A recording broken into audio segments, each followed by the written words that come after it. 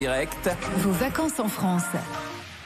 Et j'avoue que Salia Hadj Dilani, bonjour.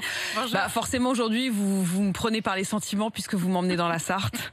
La Sarthe, vous nous emmenez dans le Perche sartois pour qu'on découvre un peu mieux ce magnifique paysage. Et oui, Apolline, c'est exactement ça. Aujourd'hui, on part à la découverte de ce territoire de la Sarthe dans les Pays de la Loire. Et je vais faire encore plus attention que d'habitude parce que je sais que vous êtes originaire de la Sarthe. Je marche un peu sur des œufs et comme j'aimerais Mais des œufs, des poulets de loué. Donc si c'est Voilà. des œufs, des poulets de loué, je vous pardonne parfaitement. Et comme Parce j'aimerais qu'on bien mange très bien dans la Sarthe. Oui, c'est vrai. Et comme j'aimerais bien que vous me gardiez dans l'équipe, je vais commencer par dire que la Sarthe, c'est le plus beau département du monde en toute objectivité. Bon, plus sérieusement, vous connaissez un petit peu le Perche sartois, Apolline? Bah oui, forcément. Oui, vous y êtes allée un petit peu. C'est un peu plus au nord Oui. que la Sarthe du Sud. Le Perche sartois, il est labellisé Pays d'art et d'histoire. Oui, absolument. C'est un pays labellisé d'art et d'histoire car le patrimoine, il est très riche. Tout simplement parce qu'il y a beaucoup de cités de caractère comme Montmirail, par exemple, avec un château qui culmine à plus de 200 mètres d'altitude. Et on peut voir tout le Perche sartois. Donc c'est une forteresse médiévale restaurée au fil des siècles avec un beau mélange de styles entre, bien sûr, Moyen-Âge, Renaissance, 18e siècle, 19e siècle. Alors ce nom de Montmirail, il vous rappellera peut-être le conte de Montmirail, interprété par Jean Reno. Les visiteurs. Voilà, dans Les Visiteurs, Anaïs, absolument. Et donc aussi, il y avait le fameux Jacouille la Fripouille, joué par Christian Clavier. Mais ça n'a rien à voir, le film n'a pas été tourné là-bas. En tout cas, je vous encourage quand même à faire la visite guidée parce que finalement, vous allez remonter le temps, un peu comme Jacouille la Fripouille, parce qu'il y a beaucoup de personnalités historiques qui sont passées par là, notamment le roi d'Angleterre, Henri II, ou la princesse de Conti, qui n'était autre que la fille du roi Soleil, rien que ça.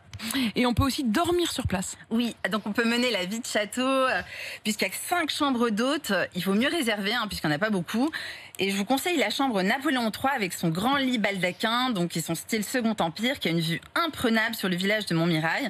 Et puis c'est un vrai bon plan futé, ces chambres d'hôtes finalement, parce que les prix restent très raisonnables. Pour une vie de château, la nuit elle revient en moyenne à 140 € la nuit. Et il y a des autres visites à faire dans le Perche sartois, outre le paysage, le musée de la musique mécanique. Et oui, Apolline, c'est vraiment un musée très insolite. Il est basé à Delon, pas loin de la Ferté-Bernard. En fait, c'est l'œuvre d'un passionné, Philippe Corbin, qui a eu l'idée de rassembler des machines à musique de toutes les époques dans un musée très intimiste qui en réalité n'a rien d'un musée. Il ressemble plus à un café des années 30. Alors sur place, on peut notamment voir des jukebox et des scopitones. Alors c'est vrai qu'à l'époque du tout digital et de la musique sur smartphone, on ne sait pas forcément ce que c'est un scopitone. Alors est-ce que vous savez ce que c'est, Anaïs, Quentin? Non. Non. Vous savez pas? Vous avez vu? Vous allez pouvoir découvrir ça dans ce Sur la musée. Sarthe, vous aviez du mal à m'apprendre quelque chose, mais alors sur le scopitone, alors là, Et oui, complètement. alors, en fait, c'est tout simplement une petite révolution dans les années 60 parce que c'est un jukebox qui associe pour la première fois le son aux images. Et donc, dans ce musée, on peut par exemple voir des clips de Sheila défiler sur un scopitone.